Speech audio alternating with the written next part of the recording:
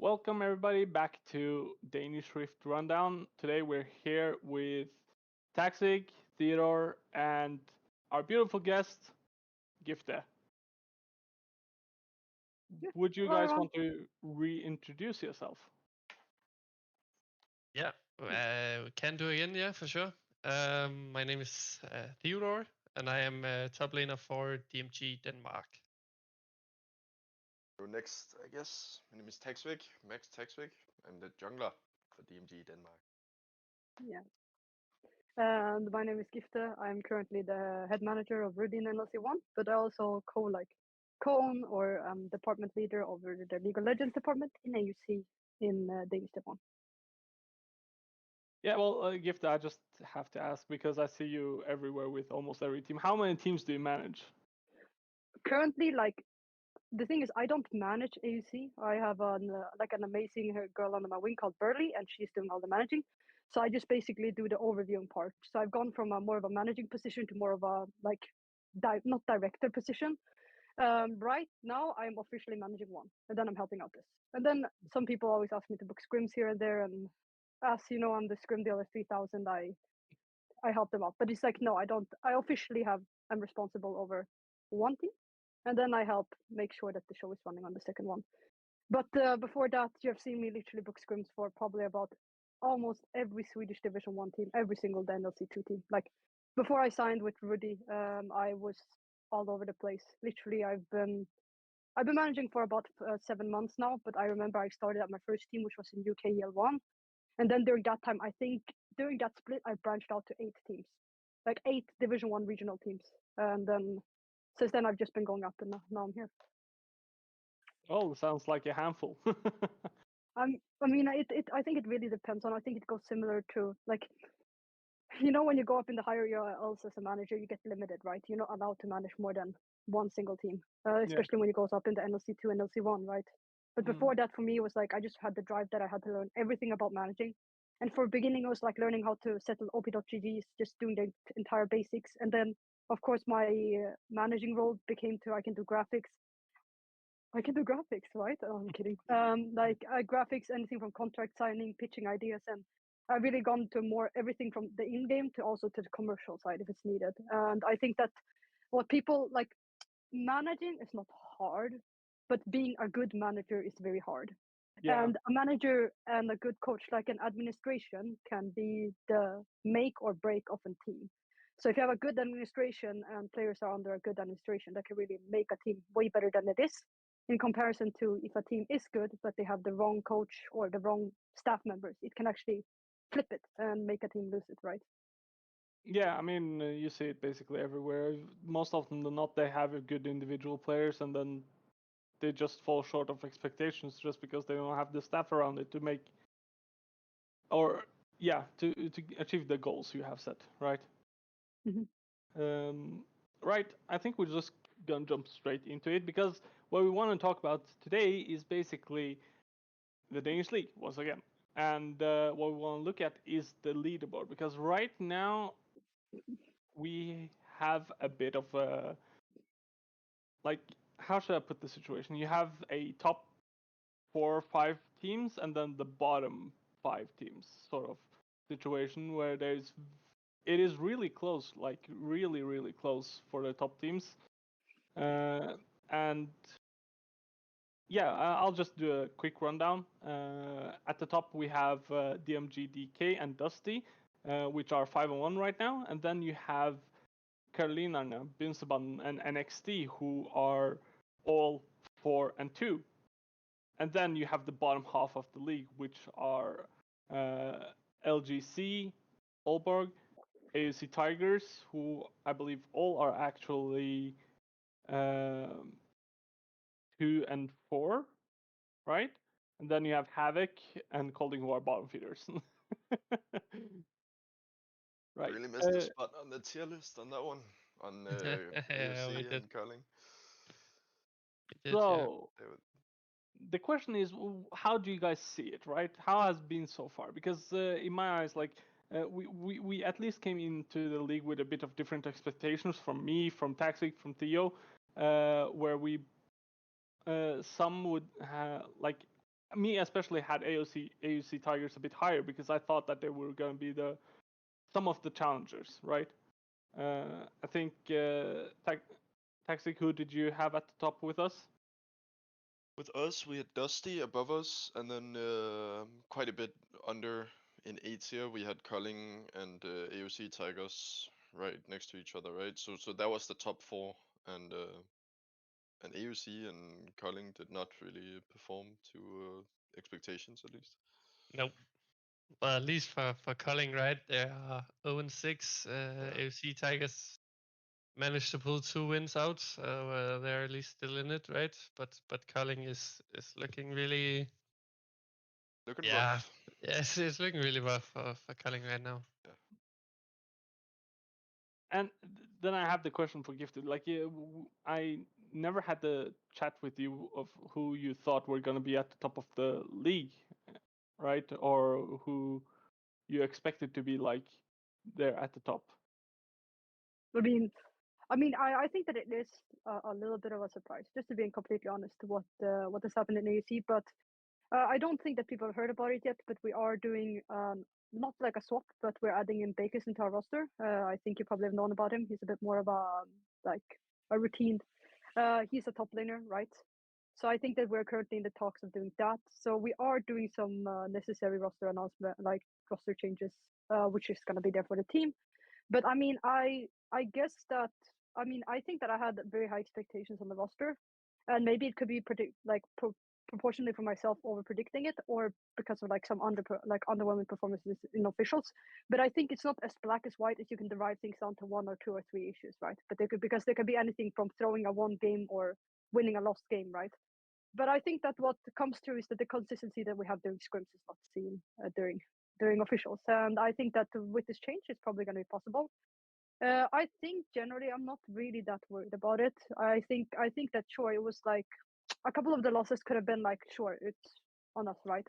But I'm not worried. I don't think that it's because the team is generally bad at itself. I think it's rather that there's been mistakes that has been clear enough to lose games. But I don't think that the team has like if we're gonna look consistently and how they're gonna play consistently from now on, I don't think that's gonna be an issue. Yeah, So the issue we have been before is gonna be, I mean, there's a difference between small issues and bigger issues and easier and harder to solve issues, right? And I think that I still think that the players are as good as they are. I still think the roster is as good as it are. I think that if the necessary changes have been made and that's going to be going through, I think that there's not going to be an issue of us actually starting to get a couple of wins off and like getting back on track. Yeah, because if I remember correctly, most of your games have been actually dragging on quite a bit, right? Yeah. They haven't been fast and clear who's the winner. I remember especially the 4 first games, except for a match against us, you guys had like above 30-minute games in all of them. Like most of them dragged past 35 minutes as well, which is a sign that hey, this was a hard-fought game at least. Right. I mean, yeah, there's like I would never say that there's any team that we have gotten like out of the middle of the pack or like we're talking about anything except the clear favorites, right? I don't think that there's any game that's ended up in a stomp. I think that it's just prolonged games back and forth and then one team fight or 1 or 2 team fights, you lose that and then it basically just turns the game over, right? So I mean, you have your clear stomps and then you have the games that when you hit after 30-40 minutes, the team that wins the team fight is going to win the game. And it's just at a point where the death timers are so long. And I think that some of the games has been that. You know, when the fight is over, the death time is on, the fight is over and the death time is on, right? But I don't think that's going to be anything that we should worry about. I think that it's just something that's going to show that the teams that are going to be consistent, and it's like, sure, we are a bit past 50-60% of the split now, but I think that the consistency is going to show, and that the team's going to do well. Almost all the teams have basically played 6 games so far, and we're supposed to be at a point where, hey, if you want to make it to the playoffs, this is where you need to solid your positioning, right? And absolutely, there's room for shakeups still. But from my point of view, it looks kind of clear that especially DMG DK and Dusty should be up there. Carolina, I didn't have too high expectations going into the split, but they look to be actually better than what they initially looked, right? So the question is, like we know that there's only 4 teams that go to the offline event, right? That is going to be the playoff.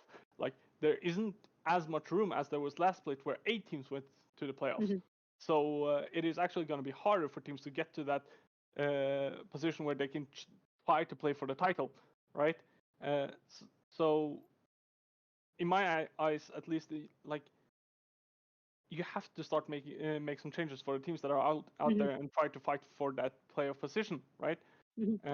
So you start right now to get some clear favorites. Like as I mentioned, I think us and Dusty should be teams that are going to the finals. I don't know how it's going to shake up with Carolina because I still don't have complete faith in them.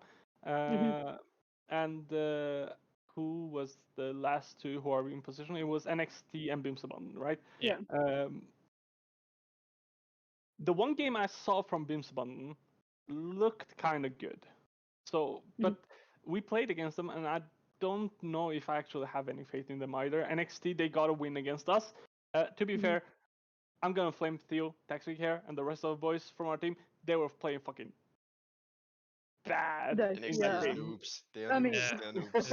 It was they are a noobs. rough game. I Yeah. mean, like it is kind of a point where you just say that, do you know what, hats off, do you know what, the team played that game bad, we just take that, you know, like it's unfortunate, but it is. It's like, you know, when you ace the exam and there's like one question you know you're supposed to get right, but you know you just ain't it. And it is something like I think that the thing that when it comes to this tier of play, like any game, the thing is all the, like I think that I agree that there's clear favorites, right? But at the end of the day, if the good team isn't playing consistency, they can still lose it. But I don't think that dropping 1 or 2. I think like dropping 1 or 2 games is expected. Any team's gonna drop 1 or 2 days. Someone has had a bad day at work, like that. When you come to above a certain level play, right, that just affects it. You can literally wake up on the wrong side of the bed, have a bad day at work, and that completely destroys the mental. And it's not that people show up at scrims and be like, "Hey, I had a bad day at work." Some people do, but when it comes to above a certain level play, when we start getting up into like master, scrum master, challenger tiers, the smaller the changes to your mental difference, the more prevalent it shows, right? And it's just because the strain and the expectations and how good your opponents are just going to be at a greater level. And I think that's something that should be expected. And it's not saying that the player is bad or anything. No, it's just that those things happen. And I don't think that just showed like okay, we had a bad day, cool, move on. But like maybe take a VOD review, what they would do bad. Okay, you ran it down. Okay, we know you ran it down. Great. Let's make sure it doesn't happen. It's not like it's a big thing. No, You shouldn't bully not. them because of that. I All mean, right. from a coach's and manager's perspective, you sort of see the people working behind the scene, and you know like what the general level should be at from your own standpoint. But like I know for a fact that some of these teams like AOC Tigers should be one of those who are scrimming a lot, right? And at some point it should translate into the games. I mean, for you guys especially, like this needs to soon actually show some results, right? Because otherwise the hope for playoffs is it's starting be a bit to become rough. it's starting to look a bit rough, right? But yeah, I want to hear Theo and Taxvig's like what they think about the leaderboard situation right now. Well, I think it's. I just want to shout out the bottom as well. I think it's really funny that Culling is in the bottom, especially like we're gonna talk about it later, right? With the solo queue ladder. But they have the highest rated player in the league, and I have no idea how they managed to go 0-6 and not win a single game. I mean, I think when you come to talk about that, it's a team game, right? Let's say you have the best player in the league. It's like the same as a football team, anything. You can, if the rest of the four, like, it's not to dunk anything and push down any other player, right? But one player cannot carry a team. That's what people don't understand. Usually replacing 1 or 2 players is not, except refreshing the dynamic in a team and making it feel different, maybe refreshing the mental. A team doesn't solo-handedly lose. Like one player rarely solo-handedly lose a game. It's 1, 2, 3 bad team fights. It's things that build up that makes it lose a game. It's not because top lane died twice and then the game is over. It's usually never that. And I think that's the case. You kind of want a really exceptional player, but if the team does, like, if the team as a unit itself doesn't play together, I think that also shows. But I mean, everything is down to anything. There might be a lot that we don't know about either. That also depends a lot on the player, right? Because I think there are some players that will completely like bring a team together and really like take them in their hands and just say you do this, this, this, and then that one player is the one carrying the whole Mhm. team. So and I Fred mean, Spaghetti's I know he's an OG player. I didn't actually know who he was till but our last support, he's also OG player. He used to know him, I think, from way back when. So I wouldn't be surprised if that guy was really talented and he would be able to carry noobs. yeah, just on a comment on that, the fact you have players, as we said, that sort of they carry the team behind the scenes with their shot calling, their comms, and the way they bring the team together, right? I think like we have some disagreements on that within DMG, but I think Mhm. like Dux was really good at that, right, where he brought the players together. He got his promotion now, wrote us in, and at the beginning, like especially in that NXT game where we lost, I think we felt his presence being gone, right? Nobody was pulling the players back together and making sure that we want to play the way we should, right? Mhm. And yeah, most teams, like if you're lacking that dynamic, maybe a change up can be good, but Mhm. mostly I would say you need to. You're not at a point where there are too many players left who are LFT, right? Looking Mhm. for Yeah. teams. You It's are at a point where most players who look to play in competitions are at least Mhm. already on a team, I right? mean, when you LFT this late, you just have to. It's like kind of picking up the crumbs after a cookie, right? You just have to take what you do. But I think that when it comes to that, I think that probably like I don't know how the dynamic in the team is, but I mean, considering Taxvig is playing jungle, he's gonna be like considering he still has some experience, it's going to be like he's going to be a bit more on heavy duty. The expectations on the players are going to like the gap that's filled. Like imagine a cup of water, right? It's going to be spilling over to the other players. So each player is going to take a little bit more responsibility. It can be that Taxvig needs to shot call a bit more. Theodore has to adapt his like a champion or two, and it's really about how the team puts together, right? And I think you shouldn't be going too hard because you probably have scrimmed with him like 3 to 4, like a week or two, a couple of scrims, right? And I think that really changes when you get a player to actually fit into the puzzle, then it's as much of management as the team itself. And it's not like we're scrimmed 5 times and then we just fit together. It's about a stage when the players are, I can trust this.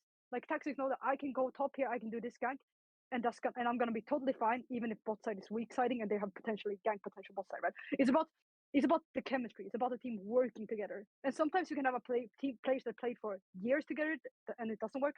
And sometimes you have a player that just clicks instantly, right? I've sat on tryouts with teams and I've just saw 2 bot lane players like literally beat the Division 1 NLC bot lanes in tryouts. First time, first comms. And I mean, it's something that should be stressed about. It's like some players that are just clicks and some players just don't. Like there's not really a phenomenon that can explain it, but some players just click and some players just don't.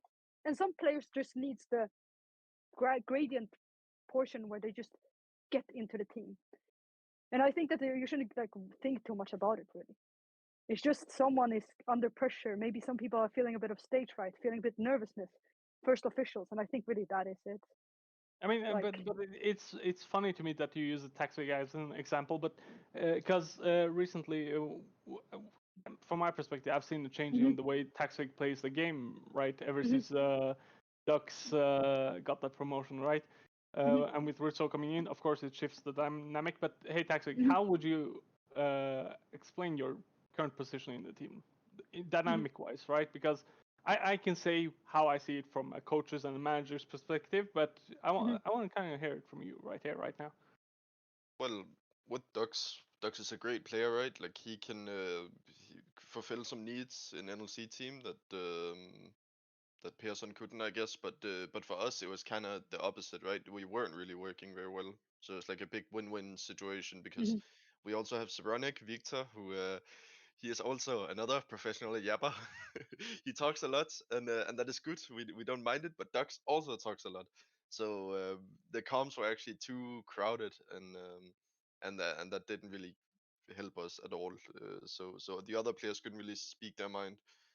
Um, but with Dux being gone in LC, now we have some more room, I guess, to speak our mind and play the game how we think it should be played.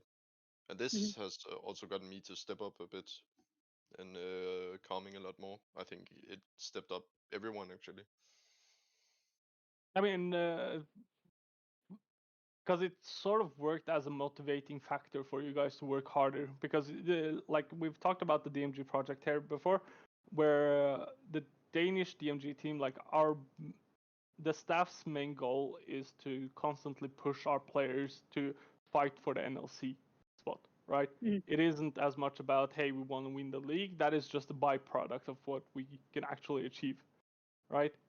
And I just hope that, like, from my perspective at least, once Ducks got that promotion, right, it looks like the others became a bit more hungry to prove themselves. Mhm. I don't know, Theo, did you feel it like that, or? Yeah, for sure. Like in some way, right? Like I don't think it's I really I still try harder before, right? But seeing that it was possible and it could happen at any time, for sure, that motivates you, right? Yeah. Well, I honestly do hope so, because I don't want you guys to put on a show on this podcast to just say what is politically correct, but more so, hey, is this actually what you feel, right?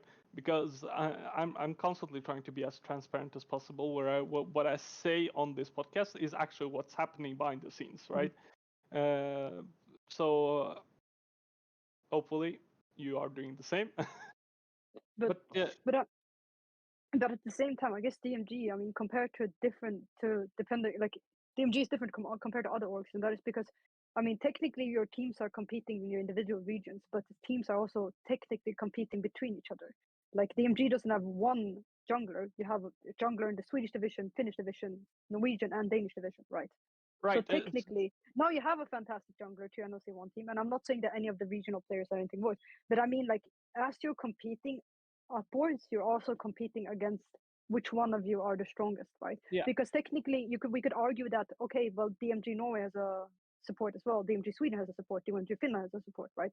It just ended up that Dux was the best fit, right? But at the same time, the players are not only competing for the top spot, but they're competing within each other. So it's like a double competition format, kind of, right? Yeah, and just to advertise for something that we've started recently is like we started an internal DMG tournament recently. I think the first match in that tournament was it Friday or Saturday last week, where we streamed it. I think Saturday. Yeah, no, I Saturday, think I wasn't it don't know. Friday? Yeah, I think it was What, Friday. whatever. No. Uh, Yeah, uh, we have this internal DMG tournament where all the teams are playing against each other. We're going to be streaming all the matches, hopefully, so that not only us can see, okay, what level are our regional teams and the individual players within those teams up against each other, but also that everybody else can see, okay, here are some potentially good players that can be picked up for higher leagues, right? Because the entire DMG project is about improvement and growing talent, right? It's a grassroots system first and foremost, right? We're trying to do things differently to other teams where you just pick up who you think is gonna up your chances, where we try to pick up who can potentially be the best, right? That's what we're looking at, and we have this on Friday, Saturday this week, we will also stream 2 more matches. It's gonna be DMG Denmark versus UK on Friday, and then DMG Sweden versus Finland on All right. Saturday. So hopefully we'll see more of, okay, who can be best. And just to put it out there, yeah, DMG Denmark won versus DMG Sweden. We are the Uh, best. yeah. we are the best. Oi, oi, oi. Oi, oi, oi. Right. It's okay. But let's just bring back to the topic a bit, because we sort of looked at the leaderboard right now, and we saw that, like, these teams are top of the team, these teams at the bottom. We still think there are room for shakeup. I already sort of mentioned my favorites. I got some. Like you guys started to touch on it, but then we diverted. I want to just bring it back and just let's go through every one of you guys' favorites for the top 4 spot, starting with Taxvig. Hey, what's up? Yeah, top 4. Who's your favorites? What is your sort of prediction for the playoffs? Who's gonna go there? Well, we are Dusty. I do think K5, even though you said that you're not too sure. I do think they're probably the third best in the league. The fourth one could be anyone, to be honest. Yeah. I would not. I think it would be between Bimsebanden, of course, NXT. Honestly, I wouldn't be surprised if AOC as well. They pulled some magic. I mean, Yeah. the AUC Tigers won against last game counts and versus Colding. Like Colding, they should 100% win against every single time. I think they are Mhm. bottom feeder. But the fact I that think- they've won over a team Mhm. that is 2 places already above them, like that is maybe potentially the start of a shakeup, right? I mean, I think that the game against Dusty tomorrow is going to be really hard. But if they can win that one, that I think that could really give like a good shot. But I mean, considering that they're such strong favorites, it is going to be a tough match. It is. But I mean, I think that not to be too pessimistic, but I think that if they can beat Dusty, they might be able to go into somewhat of a miracle run, and then like actually if they can get like momentum from that. But that means basically that the team has to win almost every single game, and that is the case, right? I think that what happens is we have the top, and then we have the higher middle of the pack, and then we have the middle of the pack, right? So the middle of the pack can be shaked up very much. It's just about between K5, Bimse, and next, which team is gonna drop enough games so the bottom ones can catch up.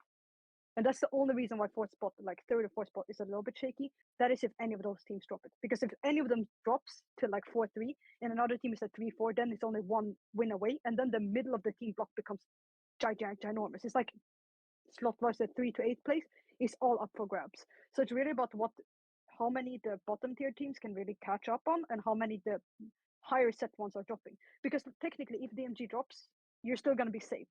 But you shouldn't. I don't think you will drop. But when it comes to I think the middle of the pack, I think anyone can drop a game to anyone. But it's really about the bottom. Like if the teams that are in the lower half wants to make it to the top, they just gotta. There's no other excuse than beat the better teams, beat the top teams, and try to climb your way to playoffs. Yeah, but I mean, at this point, like, I feel like every match is going to be detrimental because you're Yeah. facing other middle of the pack teams that is insanely important just to be able to climb. Exactly. And then if the upper teams sort of drop games, like you still have to catch those drops yourself to be able to pull up. Like if they drop a game Yeah. to one of your competitors, then they are suddenly on the Yeah. rise. So it's Exactly. all about who is the catcher in this In the sort of scenario. scenario. Yeah. But now that I've ranted, how about Theo? What do you think? What's your take on the top fours, or what do you think is going to happen in the league? I think we are, of course, gonna stay in top 4. I think Dusty are gonna stay in top 4 as well. I think K5 will drop. I have only seen them win against the like the bottom teams, and lately they have lost to Dusty and Bimsebanden. So I don't think they can. I don't think they will keep it the top 4 spots. So I think it will be DMG, Dusty, Bimsebanden, and I think it will be close between NXT and AUC as well. I do think though, with NXT being 2 wins ahead, that there's a bigger chance that they win. Right, but just keep in mind, like we still haven't approached the theoretical half point, right? Because every team is supposed to play 18 games, right? And Mhm. we're at 6 games, so this is still a bit early. But I still think like the ladder is starting to shape up the way we expect it, because there aren't many more games to play versus teams that you haven't faced before, right? Like we're approaching the midway point where you actually see, okay, who is the better team, right? And like I mean, teams like AUC Tigers, you guys Gifte, and Aalborg and Laskin Counts, you are still not defined as the lower half yet, right? I think that once you hit that 10 to 12 match point, that's When it when you starts to get, set up. yeah, that's when it sells. So I don't know, but I feel like, from my perspective at least, there isn't like it is already starting to settle just based on the tendencies, right? Yeah, because you sort of see how far games are dragging out, how hard teams are stumping, how shaky games look, and yeah, I don't know. I just want to update the leaderboard. By the way, Havoc just won against OB. So they are like the four bottom teams, except if you don't count Culling, are 2 and 4 as well. Yeah. So you have a scenario where you have 5 and 1s, that is us and Dusty, 4 and 2s, that's K5, Beams1 and NXT, and then all the way from LGC down to Havoc, everybody is 2 and 4, right? And then you have Colding, who hasn't won a single game. Right. So we have sort of what we expect to some degree with how the leaderboard is looking. I want to sort of, I think this is a good point to start talking about the team's players, right? How individually good can they potentially be? Because what Taxvig and Theo, I think you guys made it together, is a leaderboard with all the LCD players, right? Called Attractive. Yes, we did. I posted a link in the Discord. Yes, already. But yeah, we made a leaderboard, a solo queue leaderboard for the entire of the LCD league, just to spice things up and get some competition going, grinding for that top spot, and like also just another way proving yourself individually, right? Like it's not this is not based on which team you play on or how good you are on a team, right? This is just pure individual skill in solo queue. And I think it's really, like, if you look at it, I don't know if it's on the stream, but you can see that the Culling 80 carry is 800 LP challenger, and like it's just we did talk about it, right? Where it's not up to one person to carry a team, but even for the rest of the team, like none of the players are looking like real bad, right? So I do think it's weird that Culling haven't won a single match yet. I think Fred Spaghetti is actually their support. I think he role swapped after Holy Haze got benched. Oh, Do you guys know who came in for Holy Haste to take up that No, ADC? we don't actually know. Don't know. No one reached out to me when I messaged people about it, so I didn't bother, to be honest. So I mean, I don't know. I don't want to talk or badmouth or BM Holy Haze in any way, but I mean, if you look at this ladder and he's plat 1, I don't think that is. Yeah. I don't think LCD should have players at that level in the league. Yeah. But, I mean, Holy Haze is a special case then, because I have never in my life heard of anyone go from 500 LP Master to Platinum. That is completely unheard of, I think. Is the this thing is- when we talk about our ADC? Oh, Clem Yeah, he's Aragon. also down there. Clem. oh damn. Uh, mean, right, because what? for those who don't know Clem, he actually placed, what is it? He ended the season with 500 or 400 LP Masters. And I think he peaked Grandmaster last season. Yeah, like And right now 750. he's, yeah, right now he's kind of hard stuck in Diamond. It is looking rough. Okay, Yeah. Oh, guys. all credit to Clem, like when he actually plays scrims and officials, he's really fucking solid and a really good AD carry in my eyes. The only thing I would want to see him improve upon is the one aspect Same word. is that No, he plays a shit ton of games. That is not it. He just needs to improve in a team aspect. He needs to communicate a bit more. That is the only thing I hold against him. Why he is diamond in solo queue, I don't understand, because this player is actually quite good. I He's mean, great I'm gonna tell mechanic. you, Go ahead. 80 carries and hitting the low masters is like, it doesn't matter what team. Like solo queue right now for most of my ADCs have been an absolute nightmare, and I'm talking about people which are 1.2 KLP challenger that are low masters right now. But you wait and you let them cook, and then they scale late game, and when you go actually into proper season and everything is settled, they just slam everybody else on the team, and they just the highest ranked in their team. But that's how 80 carries do. They scale in game and they scale IRL. You just have to trust. Okay, the thing is, I think that there's cases. I think that look here, I understand that players like solo queue rank isn't everything, but the only thing solo queue rank really matters is about how consistently is players performing at a certain level, plus how how good competition are they playing on with a regular basis.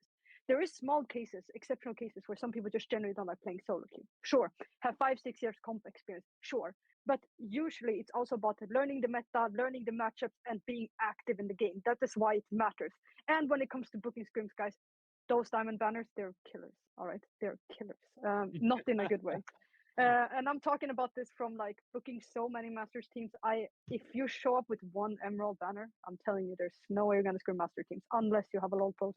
And you can prove that your mid laner 80k whatever role was 500 LP last season. There's no way teams are gonna scrim you, unless you have big competitive, like people which have amounts like years and years and years on competitive experience. That is not going to be the case. I think that, and I think that you shouldn't be only scouting players based on a solo queue ranking, but I think that it does symbolize that this player can play consistently at this level.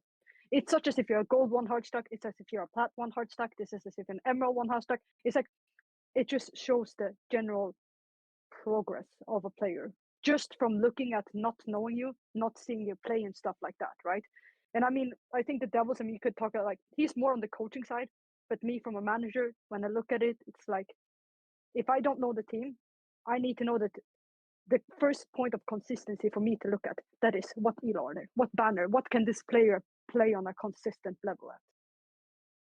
Yeah, I mean, So, and so sometimes like when you know that your AD carry is good, sure, like this, I don't know, preseason seems to have been horrible for ADCs, but at the same time when you're seeing someone with a bit, which you know how good they are and it's not showing, it becomes like a little bit of a I'm torn. Like I have a lot of teams I've been on the exact same spot, and sometimes just playing more games is not going to make teams win that. That's the crazy. Like players are not going to get higher elo just by purely playing more games.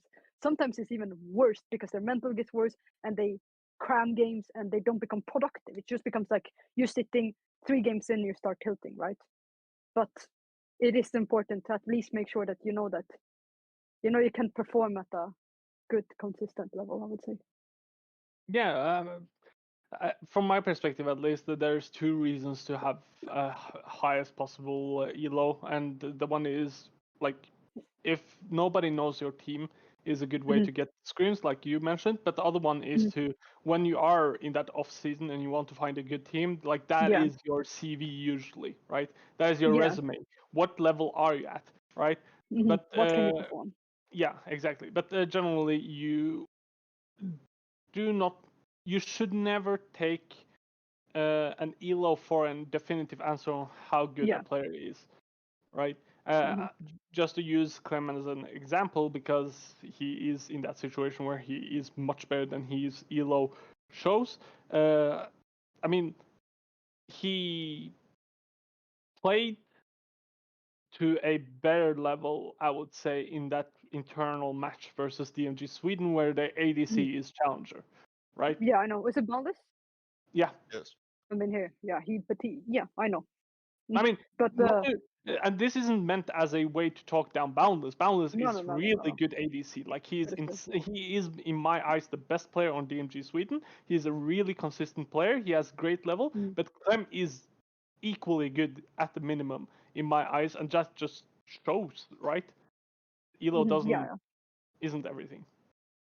No, But no, yeah, I 100% agree. just to but even though we just said that elo isn't everything, it's still fun to look at this ladder. Like, Yeah. I mean, at the same time, right? I'm gonna be like talking from someone who just work with a bit of higher level tier teams, right? Let's say that you're an absolute nobody team, right? But if everybody's 500 LP, you can definitely slank in some prime 2 teams. I'm not being the one to expose teams, but like you can. And if you have high elo, like people can look at this and like, okay, I don't know you, but at least this team is consistent. They see the GM banner and people might go a bit soft. And it's not to say that it is everything, but it is showing for people that don't know you, who are you and what you're going for. Same thing as you're showing off your low pros. It's like showing off your front teeth, right? So for the players, if you're afraid to get flamed in solo queue, but you want a low pros, play on a hidden account. That's my recommendation. A lot of ADCs play on hidden. Like so many ADCs I know play on hidden accounts.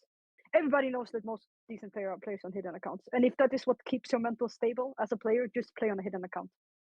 Like, because if you're gonna be able to have low pros, at least you're gonna hit that 500 mark. That means that you've hit that 500 mark and you got that stamp of certification. If you play on hidden and people look for you, you're like, hey, this is me, but I got my hidden here. It's gonna be for players. It's gonna help you a lot. Tips from a manager. Right.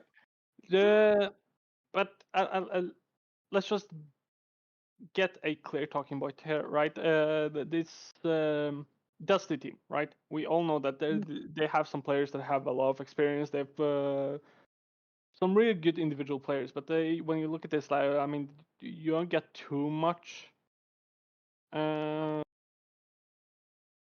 No. impressions, right? Oh, right. But also we don't have their 80 carries like the one he's playing if he's playing solo queue. Yeah. We don't know which He's- account it is. I think he's he's like on probably hidden. the best player on the team, right? So it Mhm. would be higher for him. And also for some of these players, like the top lane support and jungle haven't actually reached a lot higher than the 200 LP master before. So it's just like the fact that they have played so much together and have played on quite a decent level is what really brings them up. Yeah, I I mean, mean, they are also quite a wildcard, right? Because we don't actually know anything about the Icelandic league or what it used to be. Like, we just figured they're probably decent, right? I mean, But let's be really honest here. We know that Dusty has not only been in LLC2, I'm pretty sure that Dusty has been in LLC1 back in the day. I think about 1 or 2 seasons ago. So Yeah. that org is not about playing in the Icelandic league. That's an org with players which have played NLC2 at worst and NLC1 at best.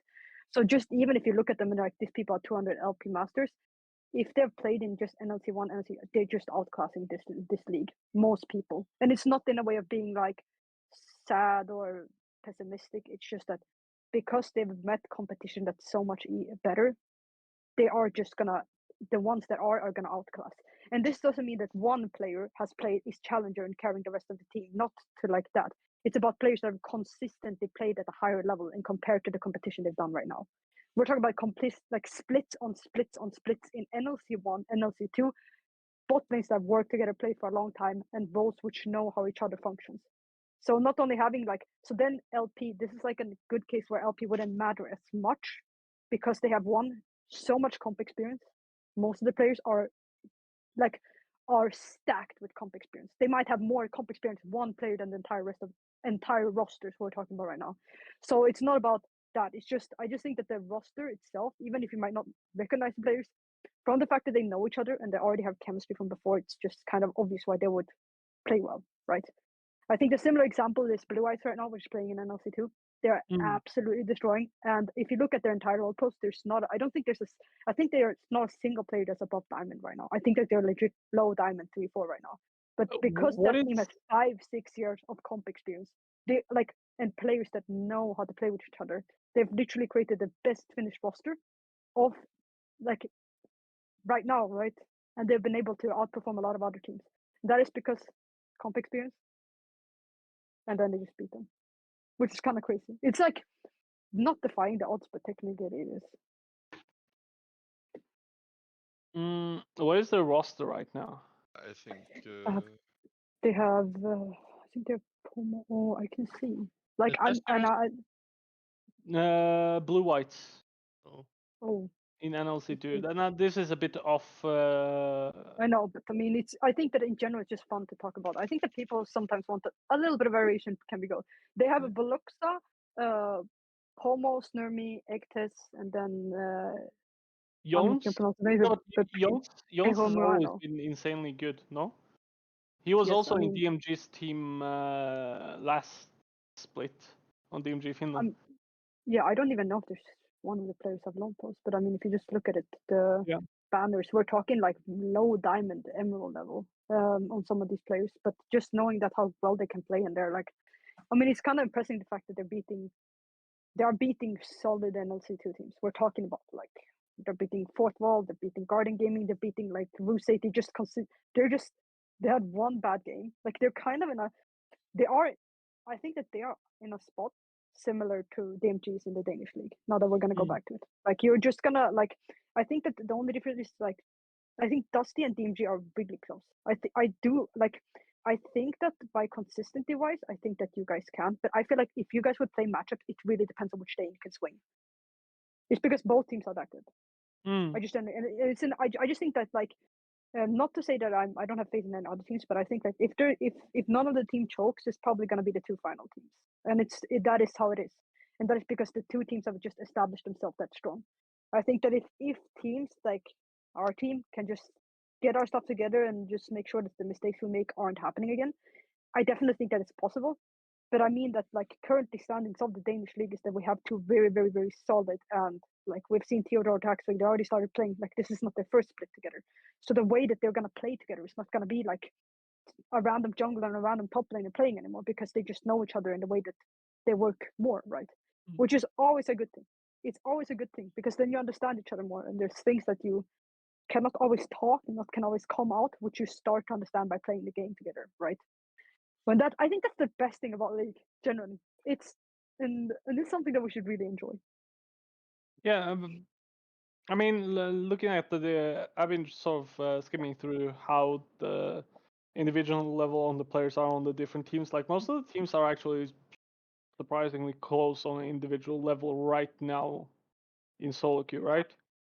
I mean, some individual teams in solo queue, I not to dig down, but like if you look at just venerated ranks, we're seeing like half of teams players per role are under diamond, are under masters, are in diamond, and there's nothing wrong with that. It just shows that if you like, I know that we're talking about the Danish league, but if we compare this to a lot of other leagues, the quality, like I think that when it comes out purely by taking a Danish team and a Swedish team and playing each other, I think that it's competitive, definitely. But I think that the top of the Danish is very strong, while the middle and the bottom just falls off. Well, if you check like most Div 1 teams, like in Sweden, if you look at like Bloodline, if you look like Regem, if you look at all these teams, like all of them are going full low post. Average elo of most teams are 200-300, like current elo, not even maxing out. So, and I don't mean that purely elo is something that makes a team better, but we just see that there's a difference in, I guess, league expectations or org expectations. I think it's something. And also, of course, it's down to mental and other things, but it's just kind of an interesting observation, right? Because we're not worse than those leagues. But in solo queue, our ranks are significantly lower. Yeah, I mean, if you look at the SOL leaderboard as well, you can see there's clear difference from the Danish one that we made. I mean, yeah, because we've talked about it a bit before, where the other leagues, like especially the Swedish one, is on an individual level better. But now I'm not gonna say that we are better than every single one of the Swedish teams, but we do have some generally good scrim track record. No? Yeah. Yeah. Sure we do. I don't know who we scrimmed even. I mean, we didn't scrim anyone from the Swedish league, No, did we? But we beat like Chaos from NLC Div 2 and Yeah. guys, don't leak it. No, I'm kidding. I mean, guys, this is your shout out. DMG DK, we're asking every single Swedish team for a duel. Yeah, I mean, Right I now, wouldn't mind. Honestly, stream. I don't mind. you If watching? anybody wants to scrim us, just hit me up. I can easily schedule something. At this point, we don't mind who we're screaming as long as they are gonna give us a challenge, right? like what our project is going on about. Like every time we go into scrims, it's not about hey, we're gonna win this scrim. It's mostly about hey, what can we learn from this scrim. That is always our goal. Like that is how we, at least me and T-Tam, the coaching staff, we go into scrims mostly on okay, what do we go in practicing and what are we taking from the scrim as a learning point. Never about hey, can we beat these guys, right? That should never be the primary goal. I don't know about the players, but no, okay. This is what I usually tell the players. Like, look, I agree with you 100%. But if you get toxic, you have someone tilt you in solo queue, don't flame them. If their team is good enough to scrim your team, just beat them in scrims. It's like the sweetest revenge. They don't even know they're getting shit on, but you're shitting on them. Or they know that it's you, and then you're beating them, and they're like, God damn, this random in solo queue actually beat me in scrims. Like, I know it doesn't matter that much to players, but a win is a win, you know? yeah. I mean, then you can claim that there's actually team diff, right? I think if I got Yeah. solo queue and I started asking if we should scrim, I think I would get nerd emoji'd. I'm not gonna lie. No, you don't do it. You just keep it in mind. So when the Devil's Book is scrim, you're like, oh, it's this guy. It's like Theodore. Invade level 1, invade. I mean, dial in right now. There has been some instances where I book a scrim and somebody tells me when I post the OPGG or LOL pros, so one of my players go, I met this guy in solo queue, he's not that good. Like there's always those things. I'm kidding. Like, come on, you've said it yourself. The cool players like, we're never gonna lose this. Goes 1-2 and sits there like. Right. And then you just say, well, what happened? You know, but it's like. I do think that scrims are the testing grounds. Like, I think that sometimes you can flip stuff in officials, but scrims are definitely testing grounds. I mean, it depends what you want to do with the scrim. Is it is the purpose of the scrim gonna be, hey, we're gonna test stuff, or is it gonna be, are we gonna clean up stuff, or are we gonna try some new pathing strategies, new ways to grow leads? Like a scrim should never be just automatically falling into a line where hey, we're just limit testing, right? That, in my opinion, it becomes so ineffective. The purpose of scrims should always have like a main goal, what you're trying to improve upon, right? Sometimes you can pick a scrim where you try new champions and new compositions, or you can go into a scrim with, hey, our goal is to just play it out as cleanly as possible and try to make as few as possible mistakes, right? It just depends on what is your goal. It should never be automatically defined what your goal is. The goal should only be something that you mentally set up beforehand, so you are prepared for what you're going to work upon, right? Yeah. Right. Theo, Taxvig, do you guys want to make any remarks to this leaderboard? I think we're gonna look. We talked it through. Yeah, I was gonna say something, but I forgot. So it's like FF. Oh. Right. I thought you were gonna do some low digs on some random player here. Hello. I thought he's like, you want to see us talk? Let's talk it on scrims. Oh wait, did you have a leaderboard of all the highest ranked players, up to down, all roles?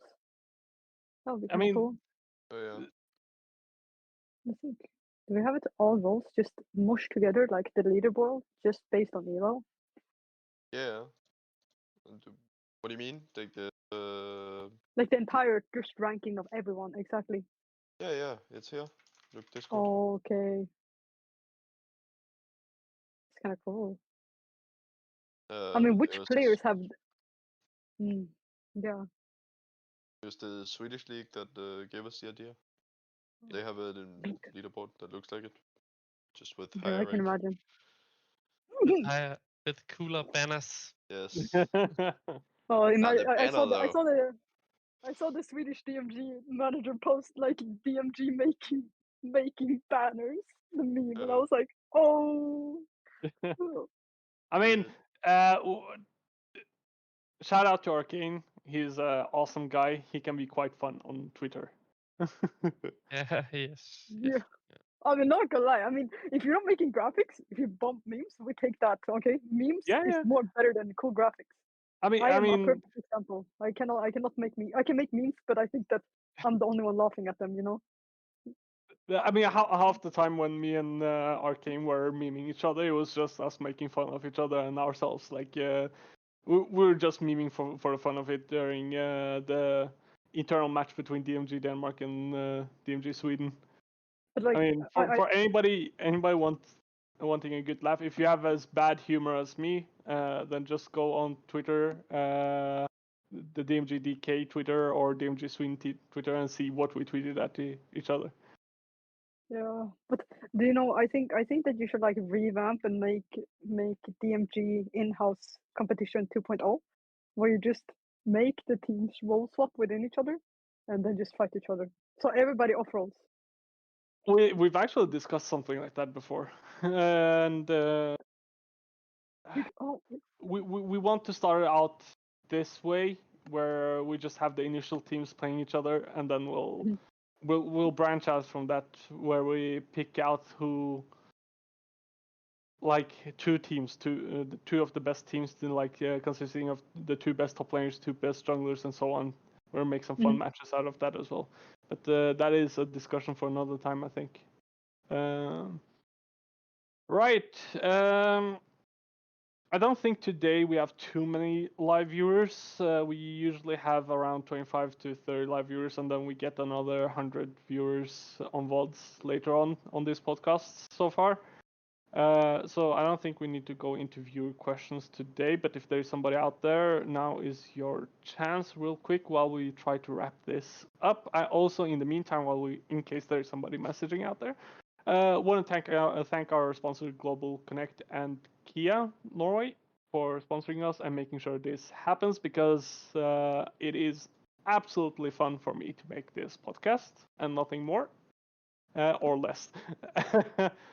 And I kind of forgot, before we stop this episode, we should do some prediction on next week's matches. Thoughts, guys? Because today Havoc and Orborg faces each other, where Havoc won, right? Yeah. Which is absolutely fun for me, because I have some. I really don't like this Orborg team. And right, do we do the prediction for next week, or do we do predictions for tomorrow's games? tomorrow? This is No? for until next week. So this is tomorrow and Wednesday. There's 2 matches on Wednesday as well. Yeah, Havoc is playing 2 games on Wednesday against Yeah. AC Tigers, your Mhm. team, Gifte, and Colding, Mhm. the bottom feeders. Yeah. Okay, but let's Those are my start. predictions. Yeah. Okay, I'll pull up this. Havoc and Olborg. We just said that Havoc won, and then it's K5 versus Olborg. I'm gonna put my money on K5. Oh. I don't have any reservations for this Olborg team. I don't think they are good, to be honest. I don't like have faith in the stuff either, if that is okay to say. Alright. Beef. Okay, guys, match of the week then. Dusty versus DMG. Dusty Alright. versus DMG. Guys, are you taking home? I'm guessing. I'm gonna say that we're gonna win that one. Honestly, Of I think course we're we're at the betting point on where. ourselves. Better? Yep. What am I hearing? Yeah. No, the most important question is, Gifte, who do you, as a neutral party in this, think is gonna win that match? If I don't do it, Yeah, I feel yeah. like He will Taxvig's be gonna kicked. blackmail me. Who He do you will be think? kicked. Oh my god, so bad. You can be honest. No, don't look. If I don't choose DMG, I will not have a jungle play Hui mid in a game, which I might need him. You know. Oh yeah. That aside, yeah, Oh, wait. beating an I filled in for Scrim. Rusa. Oh, Was yeah, out, Yeah. I was playing mid. I was playing way mid, and I Yeah. absolutely kept That was like because the G I am. okay, but that was Who was I funny playing though. against? I mean, look That was at like funny. half the reason you're in trials is just because you can talk to people and see absolute fiesta games. But okay, guys, I'm betting my taquitos on DMG. All right, don't make me lose them. Awesome. Right. Yeah. Now, Nice. that is a safe betting. I like it. That's how you grow your winnings in betting, right? Yeah. Okay, guys. I don't support betting, but boba bet, guys. It's a good way. It's a good way Yeah. for us managers to make our money because we don't. Not. Okay, next versus Colding. Is it just next, or anyone thinking Yeah, Colding's gonna? Yeah, it has to be, Culling right? is not winning a fucking game this No. year. yeah, No. It is it's Oh, just yeah. cold baby. truth. I mean, they showed at least that they can snowball games NXT in the match against us when we were constantly making mistakes. I mean, they had a bit of a rough ending to that game where we got some matches or fights going our way before we completely entered it for zero reason. But yeah, I think NXT should be able to beat Colding, and against Bimsbanden, I mean, I'm betting on. I don't Teams, see I think NXT winning. I don't. Yeah, I don't I either. I really don't think think so. James Benden is taking yeah. that one. Yeah, I think Bimsbanden is just a bit more solid. I mean, they Yeah. look a bit more Yeah. consistent. I think the only Uh, team Culling has a shout at winning at is LGC. I think Yeah, those I agree. are I can see Yeah. that one. fairly I bad think as well. I think Culling could beat Havoc on a good day as well. yeah, maybe. You can't say that, man. That's your boys. What the Yeah, fuck? but I have to. Oh, wow. Damn. They have Shit. won 2 games now, and I have to give them shout out for that. But I think on a good day from Culling Esports and a bad day for Havoc, I think. That's rough. Who is trying to Look, take the Yeah. knife out his back right now? listen, guys. Now you know who threw the game, and imposter spotted, guys. So, but what do we think? LGC or K5? K5. K5. K5. I K5. think All right. K5. Okay.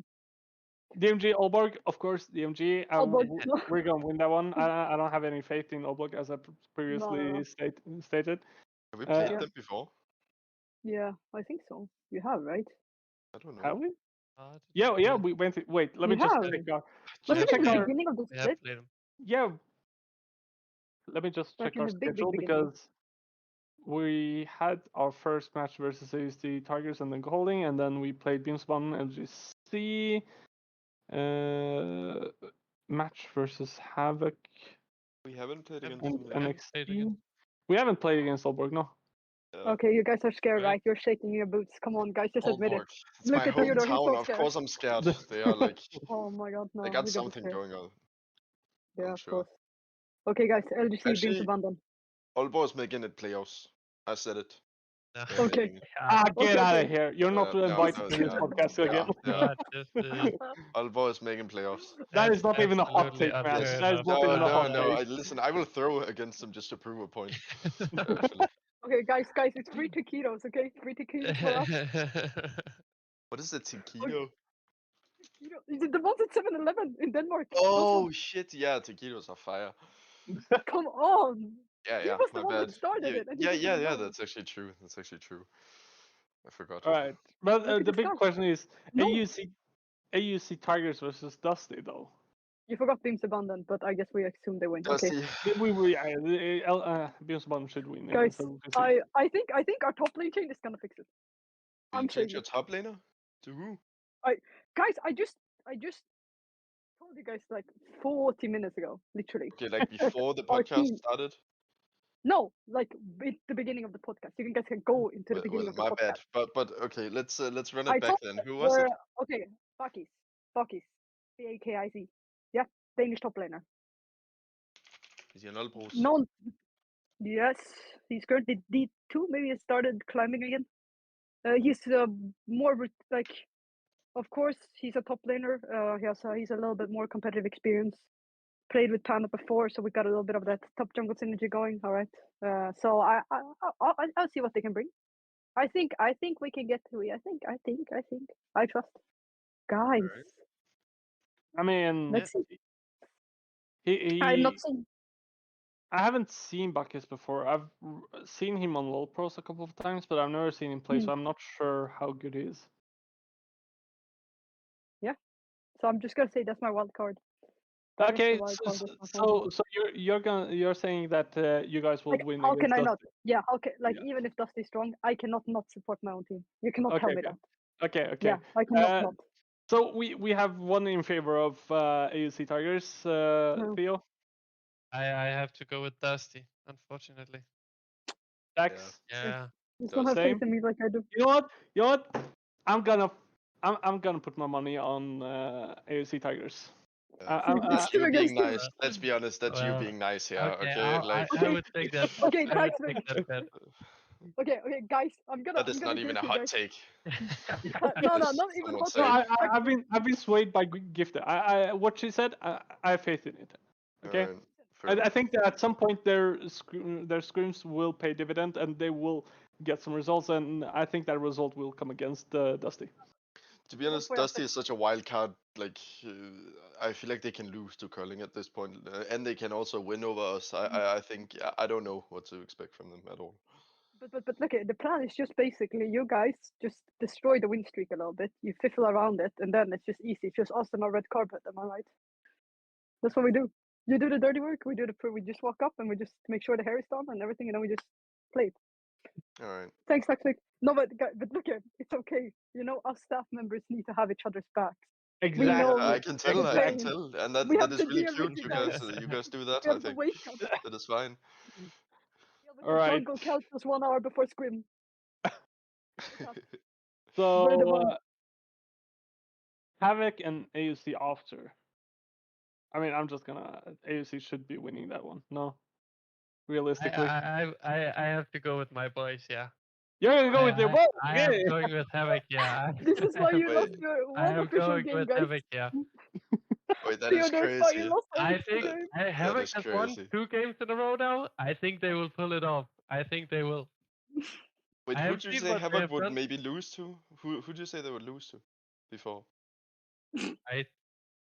What?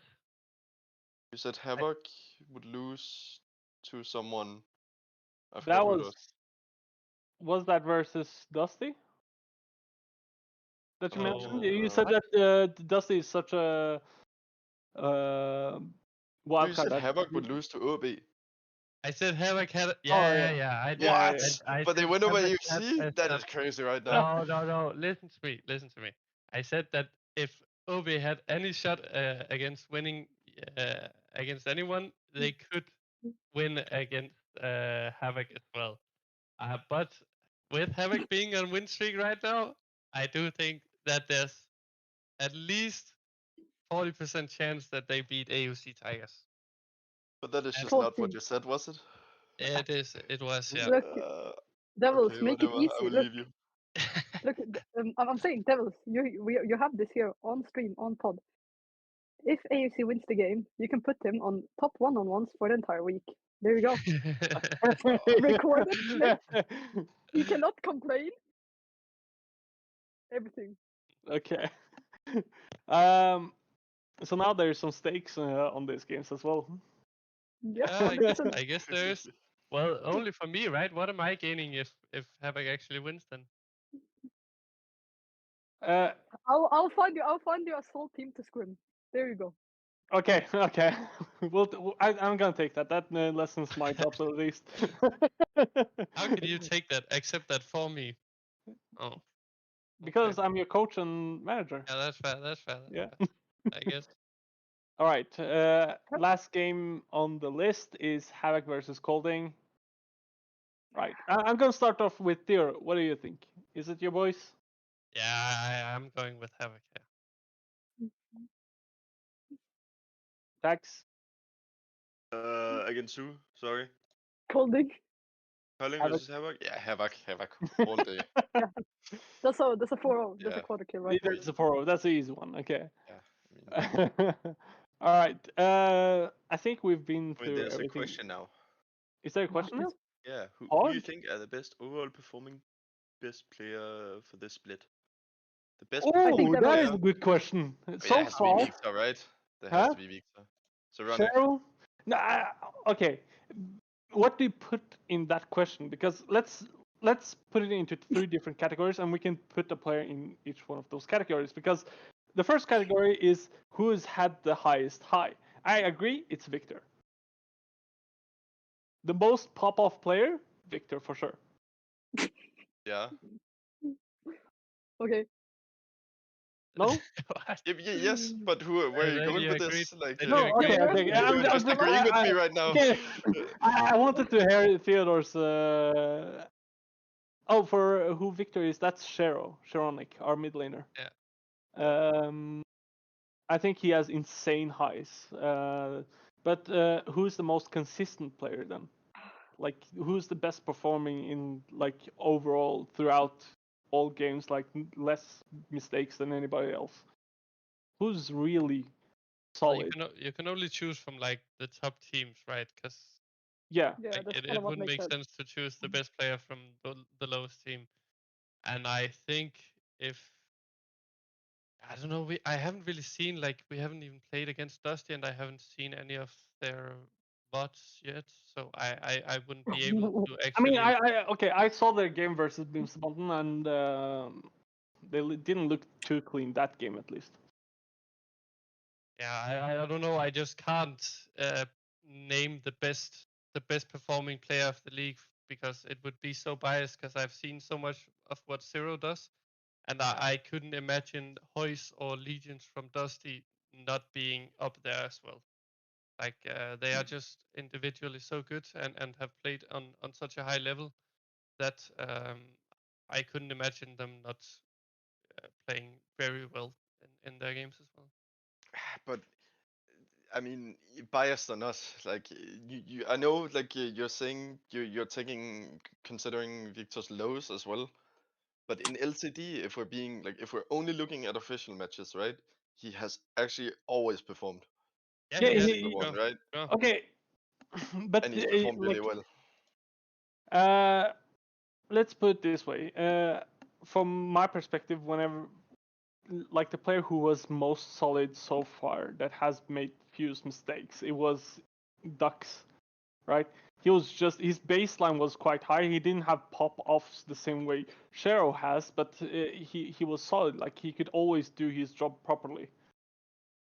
Yeah, no coach favorites here, right? I don't know. I don't agree with that at Yeah, all. I do not agree with you I, either. I I think don't Dux could be a agree with dirty, that at dirty all. griefer as well.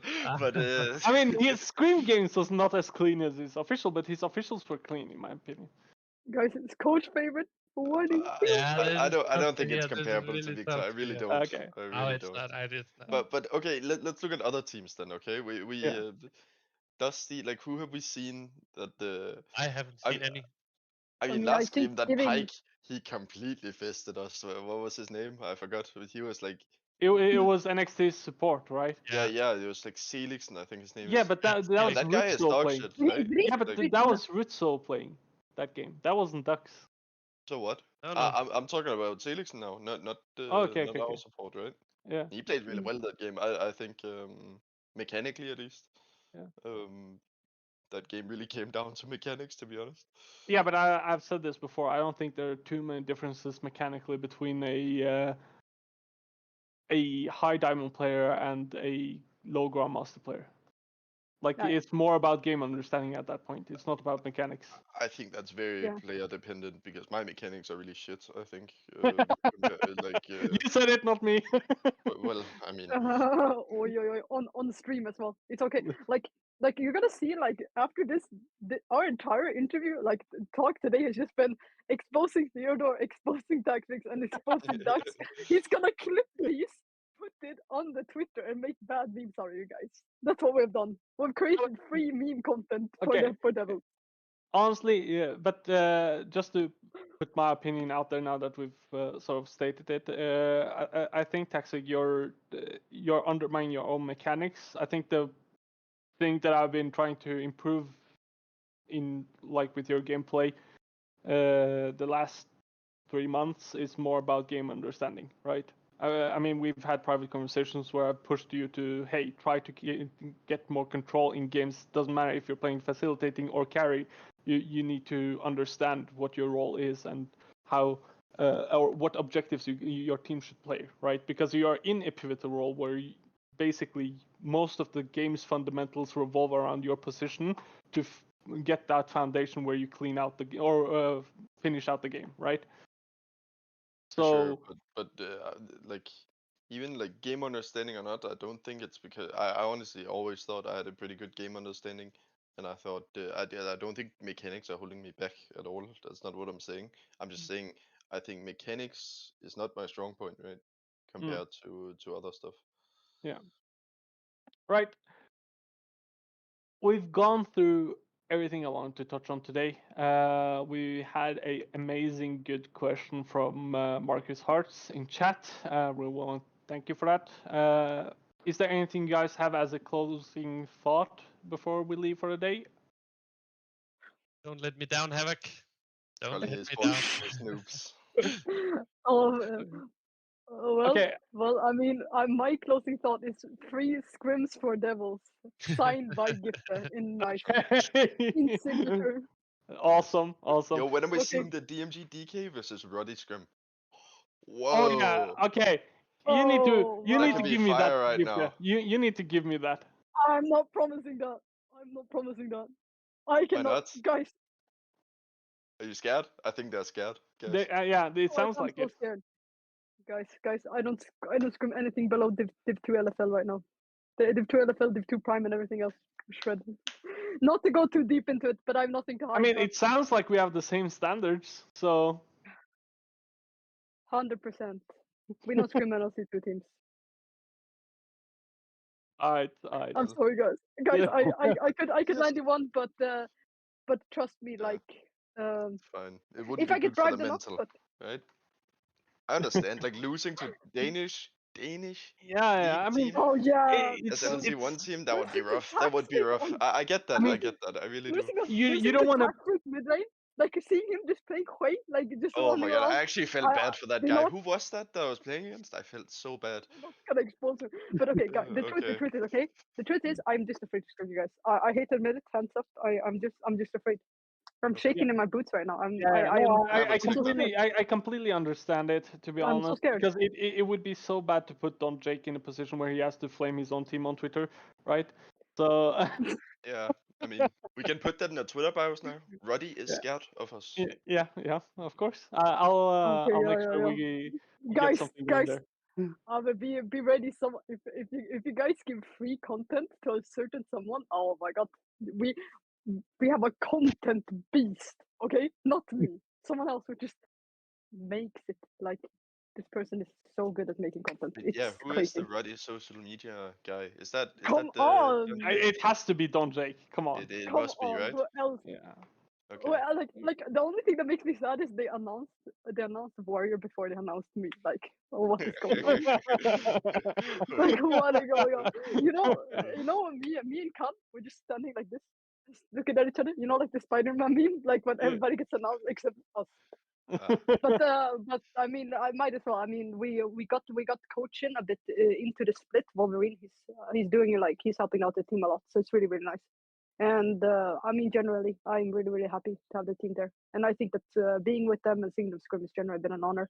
I think it really comes to like when it comes to being with your teams and choosing to manage a team, it's kind of like choosing not choosing a favorite car, right? I mean, you have a lot of cars, but like it's like not. I want to say it's as deep as finding your scrim mate, but it really is.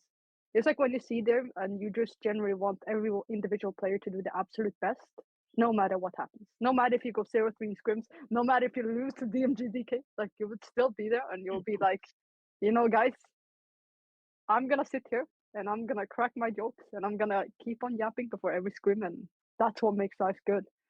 You know? Nice. No, awesome. They got Awesome. do you know why the secret to the why they can't lose scrim is because if they lose scrim I will be yapping, and that's just not it doesn't work like that. Like it's like life or death, you know? They're like, can we make a manager cry for free? They're like, yeah, by winning scrims. Guys, there's the magic. There's the magic.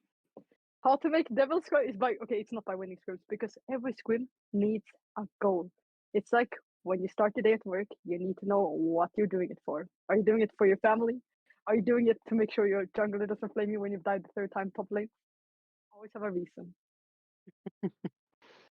I think we have our reasons well in place. Since if they don't perform well, I'm just gonna kick them out. You know. Right. Awesome. Hopefully we can see each other again in 2 weeks because I've decided that this podcast will be bi-weekly and not every week because I have just a tiny bit too much to do. Okay. Okay. See you guys. Awesome episode. Awesome chatting with you guys. Free Later. Twitter content.